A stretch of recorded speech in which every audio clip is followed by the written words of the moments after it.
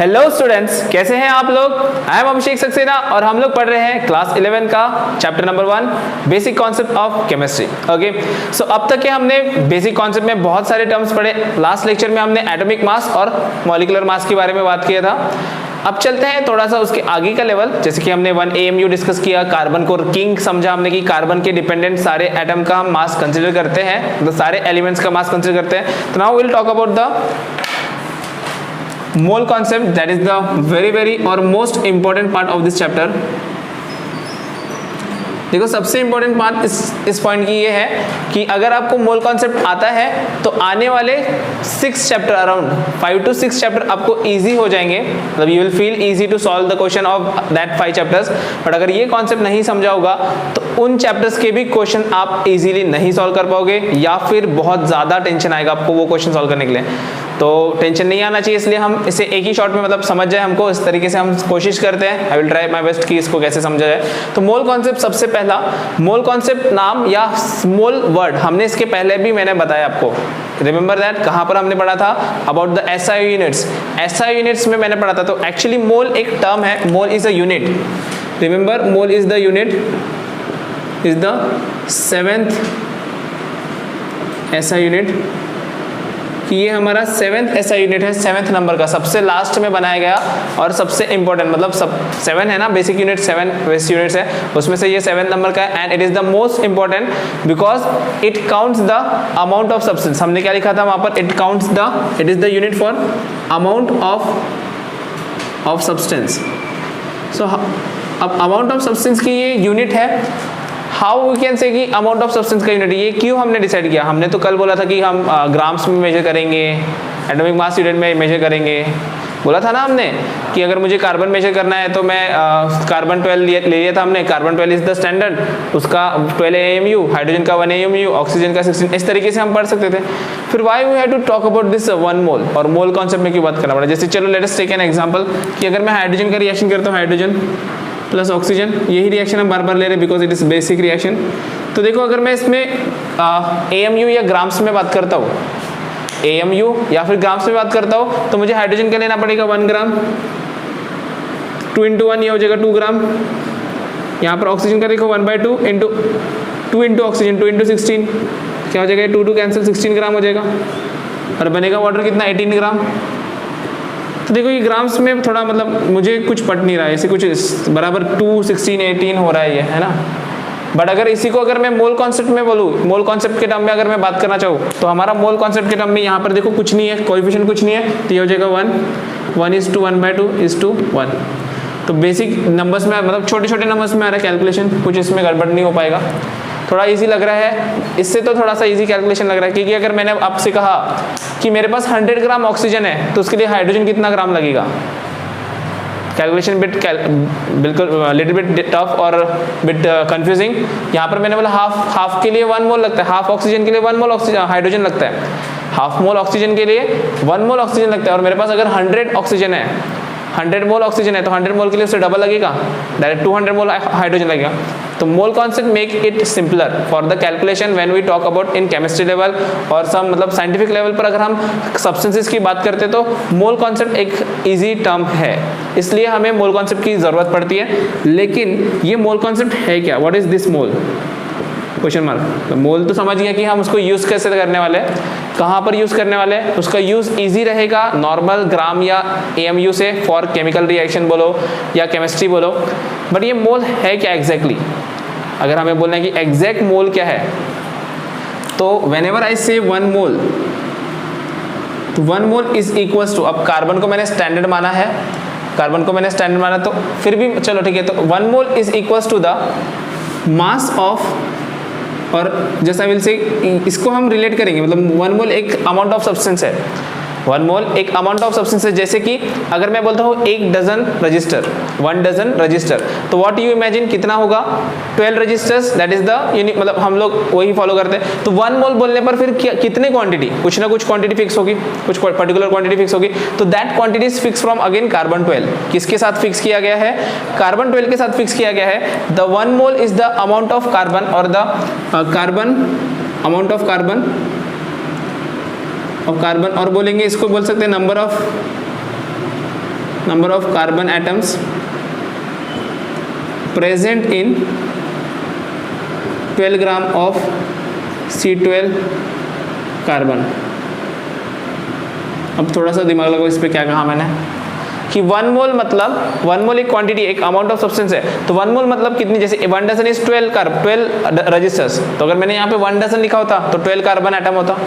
यहाँ पर मैं 1 मोल लिख रहा हूँ, तो 1 mole is the number amount of carbon, amount of carbon की जगह उससे बेहतर लिखना है number of carbon atom, number of carbon atoms present in the 12 gram of carbon 12, कि मेरे पास अगर 12 ग्राम कार्बन है, तो अगर मेरे पास 12 ग्राम कार्बन है, 12 ग्राम, वो भी C12 कार्बन, क्योंकि C13 C14 भी रहेगा, लेकिन मुझे C12 की बात करो मैं, क्योंकि C12 का एटॉमिक मास 12 रहता है, होल नंबर रहता है इसलिए, ठीक है। तो यहाँ पर जितने भी एटम्स हैं, this total number of atoms will be called as 1 mole. बात समझ में आई क्या? बात समझ में आ रही है? अब बोलेंगे सर हम तो एटम्स निकाल ही नहीं सकते, 12 ग्राम मैंने कार्बन ले भी लिया तो उसमें एटम कैसे काउंट करूंगा मैं? मेरे पास कोई गिनने के लिए कुछ है नहीं चिमटा विमटा जिसमें से एक एक एटम निकालूं मैं। है किसी के पास, आपके पास ऐसे कुछ चिमटा विमटा जिसमें से, चिमटा ही बोलते हैं ना उसे, क्या बोलते हैं, टोंग या क्या बोलोगे आप लैब में, स्पैचुला या ऐसे कुछ बोलेंगे, जिसमें से उसको निकालेंगे उठा उठा के पार्टिकल्स। तो एटम निकालने वाला कोई स्पैचुला नहीं है अपने पास में, तो हाउ विल काउंट कि इसमें 12 ग्राम कार्बन में पार्टिकल्स कितने, किसने काउंट किया होगा?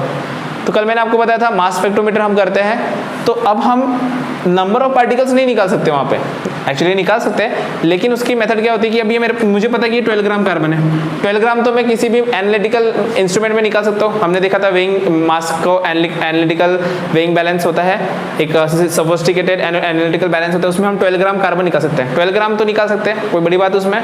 तो 12 ग्राम कार्बन निकाल के हम उसका मास स्पेक्ट्रोमीटर करते हैं। तो मास स्पेक्ट्रोमीटर करने के बाद क्या होता है, इसमें जो भी एटम होगा उसका एक का मास मिल जाएगा, मतलब उसमें से एक का मास मिल जाएगा, मास ऑफ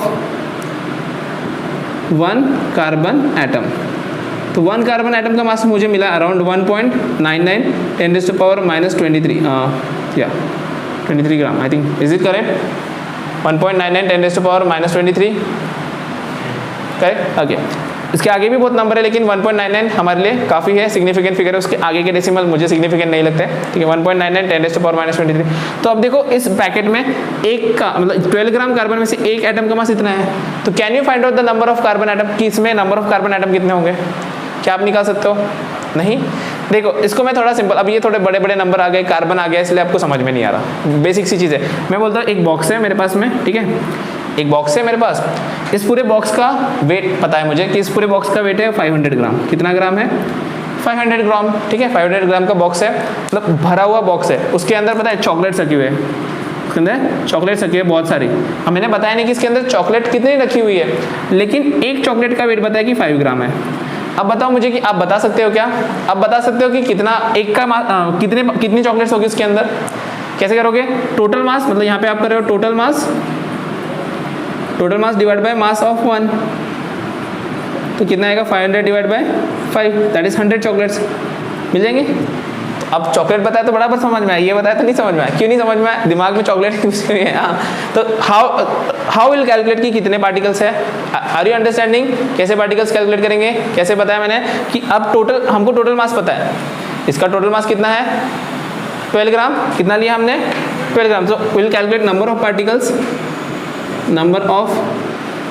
पार्टिकल्स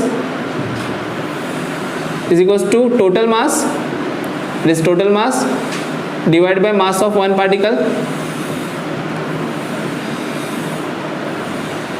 तो टोटल मास तो हमें पता है 12 ग्राम। कितना है? 12 gram. So that is 12 gram divide by 1.99 10⁻⁻23। चलो मैं एकदम कंप्यूटर से भी फास्ट आंसर निकालता हूँ। 12 डिवाइड बाय 1.99 इसका आंसर आएगा 6.022 10⁻23 पार्टिकल्स। या see I can calculate faster than computer. So 6.022 10⁻23 इसका आंसर आता है। दैट मीन्स इसका मतलब क्या हुआ कि 1 मोल जब भी हम सब्सटेंस बोलेंगे तो 1 मोल में हमेशा 6.022 10⁻23 पार्टिकल्स आएंगे ही आएंगे। मास का कोई लेना देना नहीं। कार्बन 12 के लिए 12 ग्राम चाहिए, हाइड्रोजन के लिए 1 ग्राम चाहिए। हाइड्रोजन 1 ग्राम में इतने पार्टिकल्स आएंगे। सोचो, हाइड्रोजन 1 ग्राम में इतने पार्टिकल्स, कार्बन 12 ग्राम में इतने पार्टिकल्स, ऑक्सीजन के कितने लगेंगे? ऑक्सीजन 1 मोल, अगर ऑक्सीजन की बात करें तो 16 ग्राम में इतने, 1 मोल ऑक्सीजन एटम है तो 1 मोल ऑक्सीजन मॉलिक्यूल है तो 32 ग्राम लगेगा, दैट विल एक्सप्लेन। बट इतना समझ में आया 1 मोल का मतलब, सी सबसे इंपॉर्टेंट होता है 1 मोल होता क्या है, एकदम ही डिटेल, मतलब मोल की डेफिनेशन आती है, वैल्यू पता होता है, एवोगैड्रो नंबर आता है, क्वेश्चन सॉल्व करना आता है, लेकिन मोल क्या है पूछा जाए तो मोल पता नहीं होता। तो मोल क्या होता है, नंबर ऑफ पार्टिकल्स होते हैं, कितने नंबर ऑफ पार्टिकल्स, कि 12 ग्राम ऑफ कार्बन में कितने पार्टिकल्स मिलेंगे उसको हम बोलते हैं नंबर ऑफ मोल्स। सबको पता होता है कि 1 मोल मतलब 6.02 to 10⁻23 पार्टिकल्स, लेकिन ये क्यों निकाला, कहां से आया, ये भी पता होना चाहिए, क्योंकि पता होना चाहिए ना कि कहां से आया, नहीं तो जादू का नंबर नहीं है, जादू का ही नंबर है एक्चुअल में, there is a magic number, क्योंकि इसको हम बहुत यूज करने वाले हैं, ठीक है। तो इतना नोट करेंगे, एंड फिर इसी मोल को हम किस तरीके से मोलर मास में कंपेयर करते हैं, बाकी एलिमेंट सब कंपाउंड मॉलिक्यूल एटम में कैसे कंपेयर होगा उसके बारे में बात करते हैं। Okay, so basic meaning of mole you understood, that is it is related with the number of particle, लेकिन this mole is can be converted into like masses, mass में हम बात कर सकते हैं उसको, we can talk in terms of particles, we can talk in terms of volume। इन चारों को कंपेयर करते हैं हम लोग when we talk about mole concept, that is very very important part of this mole, की इस मोल को हम मास में कन्वर्ट कर सकते हैं, इसी मोल को हम वॉल्यूम में कन्वर्ट कर सकते हैं, इसी मोल को हम नंबर ऑफ पार्टिकल में। अब तो हमने नंबर ऑफ पार्टिकल में देखा, चलो अब मास में कैसे कन्वर्शन होता है या मास का क्या रिलेशन है इसका, ठीक है। Will talk about mole with the mass, like अभी मैंने थोड़े एग्जांपल भी बताए थे। Whenever I say 1 mole of like any metal, जैसे आई से सोडियम, ठीक है, 1 mole of O2 gas, 1 mole of we'll say HCl, 1 mole of CH4, ठीक है, या फिर 1 mole of CO2, all this are moles, ठीक है। एंड व्हाट आई सेड कि मोल रहेगा, अगर मोल रहेगा तो पार्टिकल्स कितने रहेंगे उसके, that is 6.02 to 10⁻23, that number is actually known as Avogadro number, ये वो नहीं बताया था मैंने, but it is called as Avogadro number, ठीक है।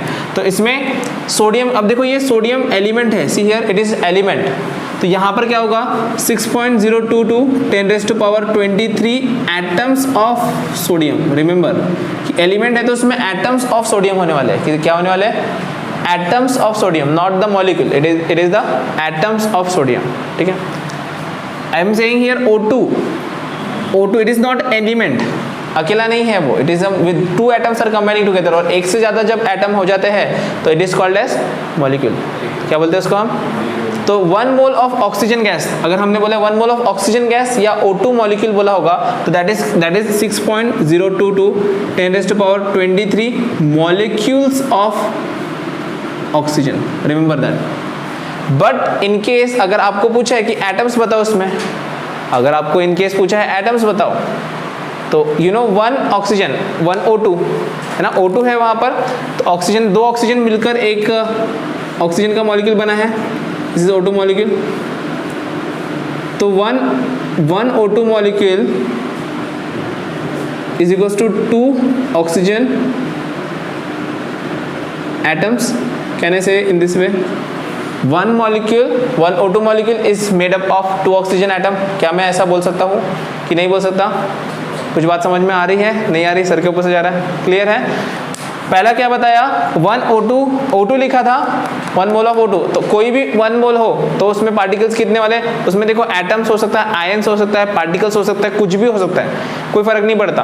तो यहाँ पर एटम्स था, यहाँ पर मॉलिक्यूल्स हो गया, लेकिन क्वेश्चन में अगर आपको एटम्स पूछा हो, मॉलिक्यूल नहीं पूछा, फिर क्या करें, सर ने तो मॉलिक्यूल बताए थे, आगे का तो बताया नहीं, छोड़ देते क्वेश्चन, सर को बोलेंगे इसमें लिख देंगे सर ने बताया नहीं हमको, है ना, will write there, you haven't taught us, why should I answer, है ना, तो I am giving you the answer ना। हाँ मैं बता रहा हूँ आपको क्या होगा, एक ऑक्सीजन के मॉलिक्यूल में 2 ऑक्सीजन के एटम है, अगर मुझे इसको कन्वर्ट करना है तो 1, एक चॉकलेट 2 रुपए की मिल रही है तो इतने पार्टिकल्स है, उसको कन्वर्ट करना है 2 में, कैसे कन्वर्ट करेंगे, सी हियर एक चॉकलेट 2 रुपए में मिल रही है तो इतनी चॉकलेट्स कितने रुपए में मिलेगी, इसको 2 से मल्टीप्लाई करना पड़ेगा।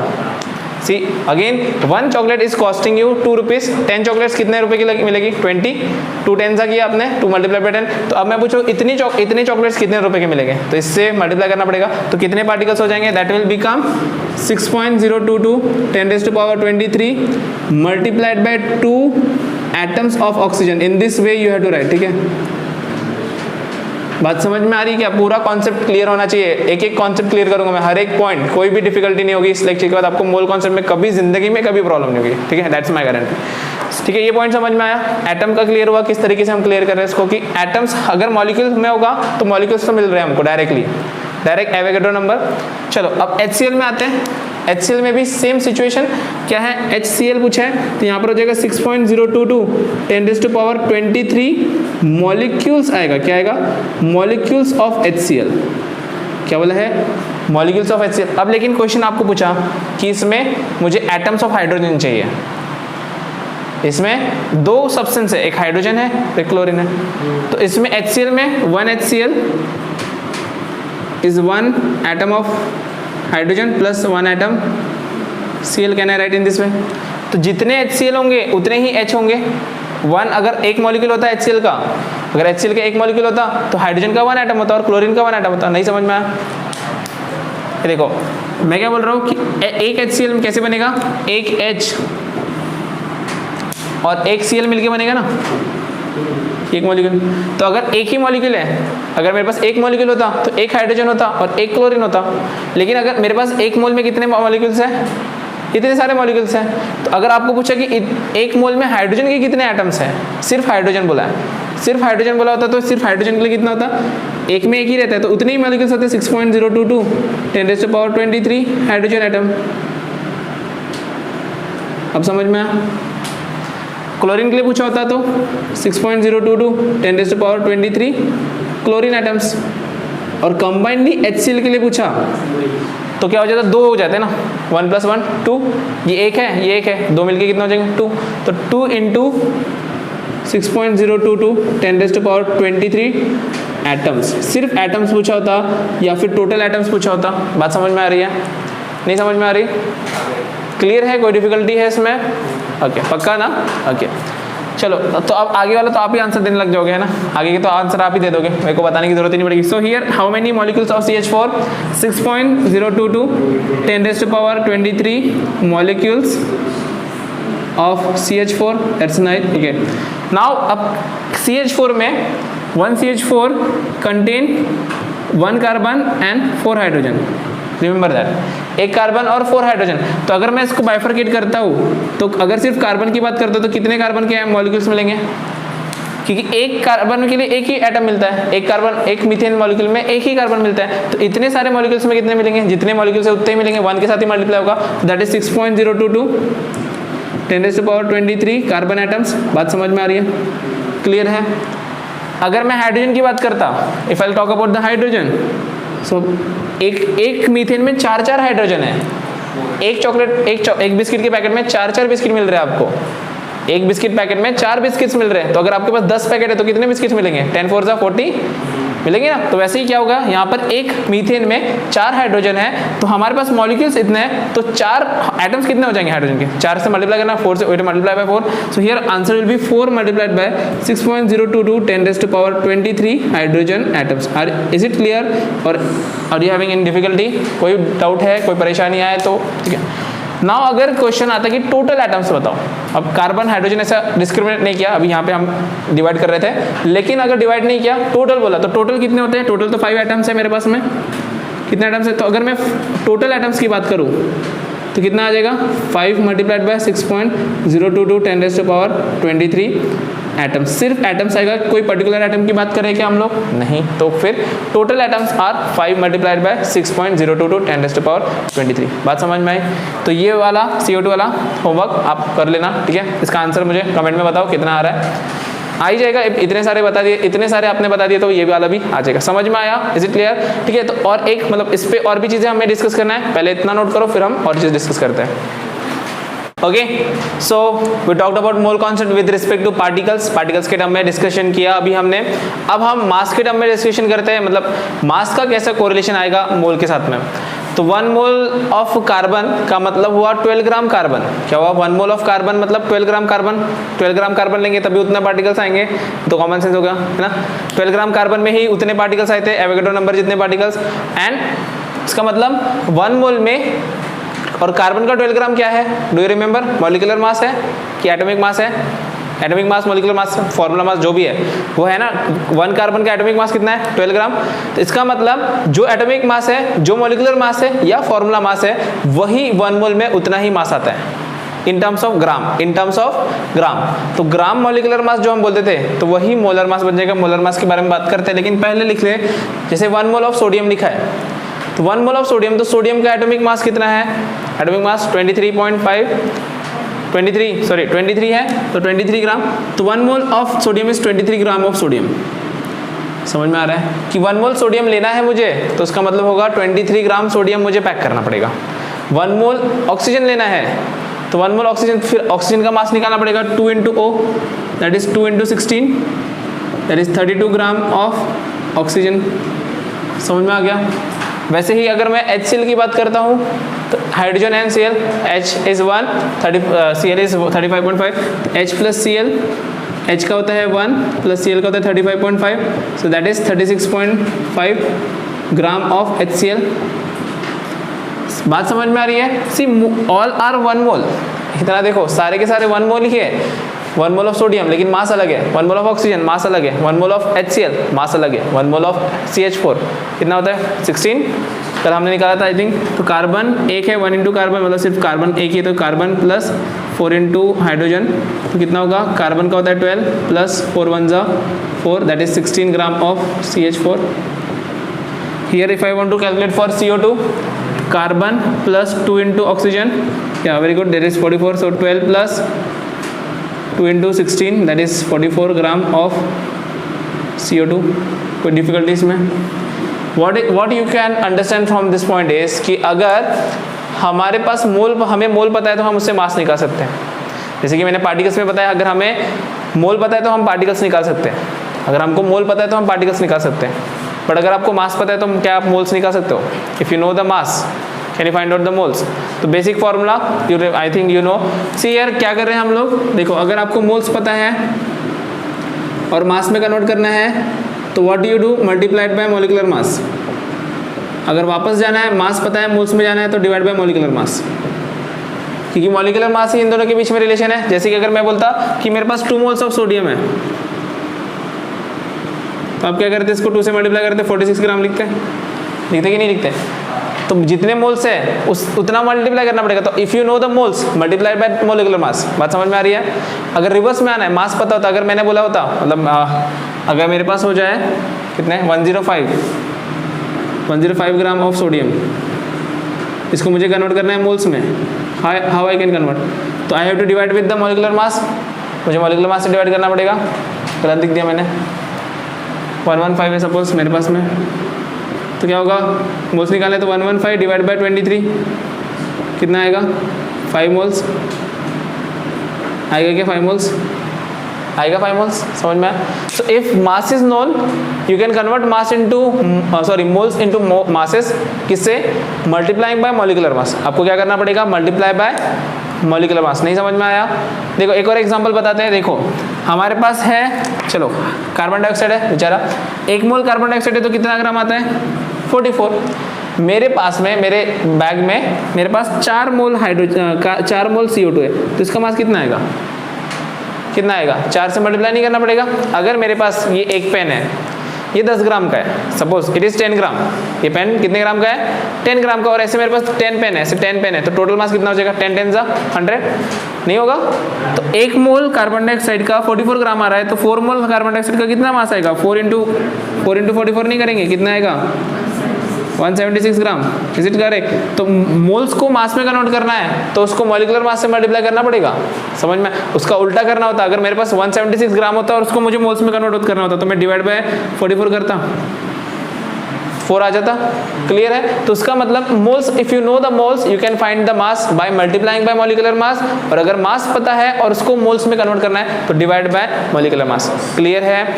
इसी का मतलब जो हमने लास्ट टॉपिक देखा उसमें मैंने कन्वर्शन नहीं बताया, उसमें अगर कन्वर्शन हमें करना होता तो अगर आपको पार्टिकल्स, अगर मोल पता है तो आप उसको पार्टिकल्स में कन्वर्ट कर सकते हो by multiplying by Avogadro number. See Avogadro number, Na means Avogadro number, it is 6.022 10⁻23 particles।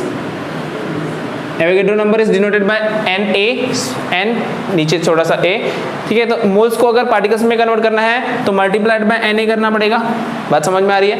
और रिवर्स क्योंकि हमने किया था, जैसे कि 1 मोल था तो 1 into 6.02 to 10⁻23, अगर मेरे पास 5 मोल्स है तो 5 से मल्टीप्लाई करना पड़ेगा, 100 मोल्स होंगे तो 100 से मल्टीप्लाई। अगर मुझे रिवर्स आना है, मतलब नंबर ऑफ पार्टिकल्स आपको दिए हुए होंगे कि something 6.02 to 10⁻, something is given and you have to convert it into moles कि कितने मोल्स है पार्टिकल, तो क्या करेंगे फिर हम मल्टीप्लाई का उल्टा अगेन डिवाइड बाय, किससे डिवाइड करेंगे, Avogadro number. See that is the conversion factor. Remember इसमें ये कन्वर्शन फैक्टर है, इसमें कन्वर्शन फैक्टर। क्लियर हुआ, कोई डिफिकल्टी इसमें। इसके बाद हम वॉल्यूम की बात करते हैं, that is the mole concept. Okay, so we talked about the relation between mole and particles. Secondly, we talked about the relation between moles and mass. Finally, we'll talk about the relation between moles and volume. तो moles and volume as such first chapter में नहीं है, it will come in later on chapter, states of matter में आता है, but इस concept के related है, इसलिए यहीं पर ही इसको हम finish कर देते हैं। और वो बहुत important भी है with respect to entrance and board में नहीं, लेकिन entrance के लिए बहुत काम का है। See here, it was given by Avogadro. See, Avogadro's law हमने पढ़ा। What was Avogadro's law? That at constant, मतलब at a particular temperature and pressure condition, all gases will have same number of particles. Do you remember? हमने law of chemical combination में पढ़ा है। At particular pressure and temperature, same volume of gas will have same number of particle. बोला था कि नहीं बोला था? मैंने बोला था कि 100 ml हाइड्रोजन है तो 100 ml हाइड्रोजन में x मॉलिक्यूल्स रहेंगे, ऐसे बोला था। 100 ml हाइड्रोजन में x मॉलिक्यूल्स है और 100 ml ऑक्सीजन है तो 100 ml ऑक्सीजन में भी उतने ही मॉलिक्यूल्स रहेंगे सेम टेम्परेचर प्रेशर कंडीशन पे। तो मैं उल्टा नहीं बोल सकता कि अगर सेम टेम्परेचर प्रेशर कंडीशन है तो जितने पार्टिकल्स हाइड्रोजन में होंगे उतने ही, मतलब जितना अगर सेम पार्टिकल्स है तो वॉल्यूम भी सेम होना चाहिए कि नहीं होना चाहिए। तो 1 मोल मतलब पार्टिकल सेम रहेंगे। जैसे let us consider, see this Avogadro law जो मैं अभी बता रहा हूँ, it is applicable for gases and even only for ideal gases. See conditions जो मैं अभी बता रहा हूँ आप लोगों को, मतलब जिसके बारे में हम बात करें अभी, Avogadro's law, just take, it is 2 conditions are required. First condition, it is applicable for ideal gases only. So ideal gases are which allows or which follows all the ideal gas condition. तो ideal gas मतलब जो ideal gas conditions follow करते, there are particular parameters, वो follow करते, उन्हीं को हम ideal gas बोलते हैं। सारे गैसेस को हम आइडियल गैस नहीं बोलते, मतलब कंडीशंस है। Will study that one in states of matter में हम पढ़ेंगे कि आइडियल गैस की प्रॉपर्टीज क्या होती है। फिलहाल बस समझो कि आइडियल गैस मतलब बाकी से कुछ स्पेशल होते हैं वो लोग, कुछ अलग प्रॉपर्टी शो करते हैं वो लोग, ठीक है। और दूसरा कंडीशन मतलब हम अब आइडियल गैस के लिए होता है, लेकिन हमारे सिंप्लिसिटी के लिए हम क्या करते हैं, अब हमको थोड़ा सिंपल चाहिए तो हम सभी चीज़ों को आइडियल समझ लेते हैं कि हाँ ये भी आइडियल है, ये भी आइडियल है, सभी आइडियल है, ठीक है। अब एक्चुअल में होता नहीं है, लेकिन कैलकुलेशंस के लिए, हमारे न्यूमेरिकल्स के लिए we consider this one also as ideal at some point. सब कभी कभी पहला ये कंडीशन है, और दूसरा कंडीशन है कि जितने भी जिनके बारे में हम बात करें, they should present at STP. अब एसटीपी क्या रहता है, at STP. So this STP का मतलब होता है standard temperature and pressure condition. So temperature is 273.15 Kelvin and pressure is 1 bar. तो 0 degree Celsius and 1 bar pressure, एक it is a particular pressure, it is particular temperature. 0 degree Celsius में और 1 bar pressure में अगर हम condition ला ले, मतलब उस आइडियल गैस को अगर हम ला ले कि 273.15 केल्विन है और 1 बार प्रेशर है, तो क्या होगा, at this condition 1 mole is equals to 22.7 litre और 22.7 dm क्यूब। कि जो भी गैस होगी, हमारे पास एक कंटेनर, कोई भी कंटेनर ला लो, कुछ भी ला लो, आपके पास गैस है, आइडियल गैस है, मतलब मैंने एक कंटेनर में आइडियल गैस फिल कर दी सपोज, तो आइडियल गैस में मैंने कंडीशन कर दी एसटीपी की कंडीशन कर दी, तो जो भी इसके अंदर गैस प्रेजेंट होगा, वॉट एवर गैस इट में बी, मतलब आइडियल गैस, हाँ सेकेंडली आई सेड कि इट इज आइडियल गैस, तो इसका जो, और इसके अंदर 1 मोल गैस है, कितनी गैस है, 1 मोल। कंडीशन देखो, सबसे पहला वाला कि ये सिर्फ आइडियल गैस पे एप्लीकेबल है, दूसरा 20 स्टैंडर्ड टेम्परेचर प्रेशर कंडीशन पर एप्लीकेबल है, एंड उस कंडीशन पर अगर हम 1 मोल गैस लेते हैं, मतलब I am taking 1 mole gas, तो 1 मोल गैस का जो वॉल्यूम आएगा, यहाँ पर अगर हम वॉल्यूम मेजर करते हैं, if we calculate the volume, so volume you will find 22.7 dm³। बात समझ में आ रही है? तो 1 मोल है तो 22.7, अगर 2 मोल रहेगा तो डबल, 3 मोल रहेगा तो 3 टाइम्स, 4 मोल है तो 4 टाइम्स। बात समझ में आ रही है? तो यहाँ पर देखो 1 मोल ऑफ सोडियम, अब actually this are not the ideal gas, remember that. अब मैं बस आपको समझाने के लिए बता रहा हूँ, ये आइडियल गैस नहीं है, पहले से बता रहा हूँ, this are not the ideal gas, but हमारे सिंप्लिसिटी के लिए या फिर हमारे कैलकुलेशंस के लिए बोलो, हम इन्हें भी कभी कभी आइडियल गैस कंसिडर करके STP मान के यही रूल फॉलो करते थे। 1 मोल सोडियम है तो इसका वॉल्यूम कितना आएगा, वॉल्यूम कितना आएगा उसका 22.7। See again and again I am telling you this are not the ideal gas. 22.7 कहीं कहीं पर यूज किया जाता है, कहीं कहीं पर 22.4 होता है, you see means mostly it is 22.7, but किसी किसी बुक में इट इज यूज एज 22.4। तो पहले 22.4 भी लेते थे, कहीं कहीं पर 22.7 भी लेते हैं। ये भी 1 मोल है तो ये भी 22.7, ये भी 22.7 dm³, ये भी 22.7 dm³, एंड ये भी 22.7 dm³। एट, बट कंडीशन क्या है, all are at STP, all the things are STP। ये सभी के सभी सब्सटेंस अगर स्टैंडर्ड टेम्परेचर प्रेशर कंडीशन पे रहते हैं और इनका हमने 1 मोल क्वांटिटी लिया है, तो उनका वॉल्यूम सबका सेम आने वाला है। क्या आएगा, वॉल्यूम सेम आएगा, वॉल्यूम सेम आएगा, और नंबर पार्टिकल, सबके नंबर पार्टिकल सेम है ना, इसमें भी 6.02 to 10⁻23 पार्टिकल, इसमें भी हर एक में उतने ही सेम पार्टिकल्स आएंगे। बात समझ में आ रही है? कोई डिफिकल्टी इसमें? अगर मैं इसको कन्वर्ट करना चाहूँगा, जैसे कि अगर मेरे पास है 2 मोल्स, चलो मैं अब सोडियम नहीं लेता क्योंकि थोड़ा अच्छा नहीं लगता, सोडियम सॉलिड है, तो ऑक्सीजन को हम ले सकते हैं आइडियल गैस में। तो suppose I am having 3 moles of oxygen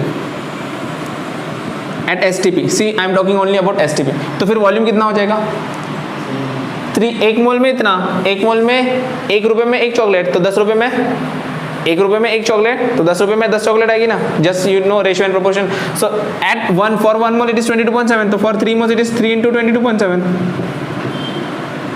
बात समझ में आ रही है? तो इसमें देखो, अब इसी तरीके से जैसे अब मैंने पार्टिकल समझा दिया, मास समझा दिया, इसलिए मैं इसमें ज़्यादा नहीं एक्सप्लेन कर रहा क्योंकि time is limited for our मतलब फॉर बोर्ड्स ओनली।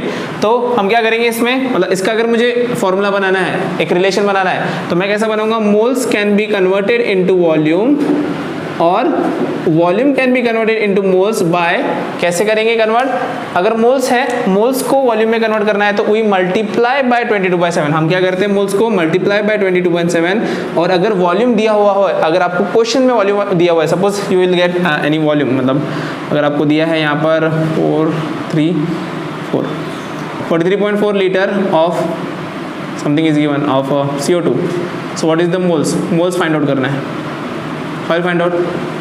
तो अब इतना लीटर दिया हुआ है, एट STP कंडीशन दिया है, तो आपको समझ में आना चाहिए कि ये आइडियल गैस कंडीशन फॉलो करने बोल रहा है, एवोगैड्रो लॉ फॉलो करने बोल रहा है। तो हम क्या करेंगे कि 22.7 लीटर में 1 मोल होता है, तो 1 लीटर में कितना होगा, अब इतना लंबा मैं कैलकुलेशन नहीं करने वाला, मैं आपको ठीक है just try to explain. 1 litre में कितना होगा, 1/22.7 मोल होगा कि नहीं होगा। अगर 22.7 लीटर में 1 मोल बनता है तो 1 लीटर में कितना है, 1/22.7 मोल, तो हमारे पास कितना लीटर है, 43.4 लीटर है, तो इसको मल्टीप्लाई करना पड़ेगा, 43.4 मल्टीप्लाइड बाय 1/22.7 मोल्स, ये डिवाइड होगा 2 से आई थिंक, तो 2 मोल्स आ जाएगा। इसका मतलब if you are having volume से अगर आपको मोल्स में कन्वर्ट करना है तो that time you have to क्या करना पड़ेगा, डिवाइड बाय 22.7। नहीं समझ में आ रहा है, नहीं समझ में आया, व्हाट यहाँ पर ओके 454, इट रिक्वायर 454 है सपोज, तो 454 से करेंगे तो कितना आएगा, 2 मोल्स आएगा, ठीक है, चलो आएगा 2 मोल्स, क्लियर है।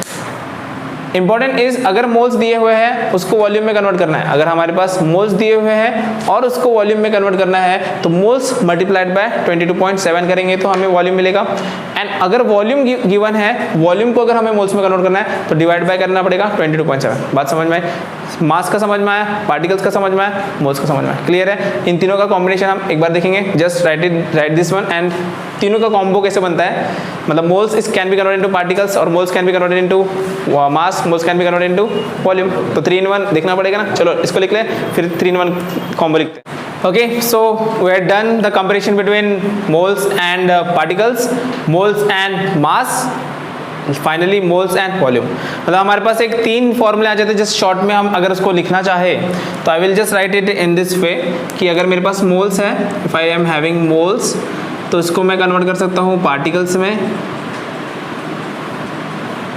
आई can convert this one into masses, mass में कन्वर्ट कर सकता हूँ, या फिर I can convert it into volume,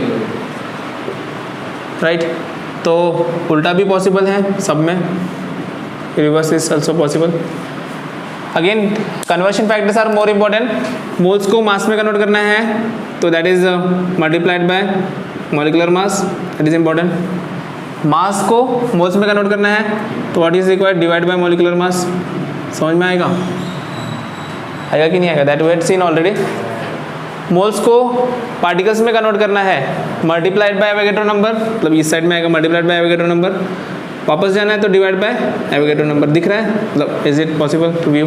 थोड़ा बड़ा लिखता तो अच्छा होता शायद, ऐसा शॉर्ट चार्ट बन जाएगा आपका परमानेंट। वॉल्यूम में अगर मोल्स से वॉल्यूम में आते तो मल्टीप्लाइड बाय 22.7, डिवाइड में अगर वॉल्यूम से मोल्स में तो divide by 22.7। See here that 22.7 कहीं कहीं पर 22.4 भी होगा, तो कंफ्यूज नहीं होना। 22.4 22.7 लगभग सेम ही होता है, कहीं कहीं पर 22.4 यूज़ किया जाता है। आई हैड सीन 22.7, मुझे सही लग रहा है, ठीक है।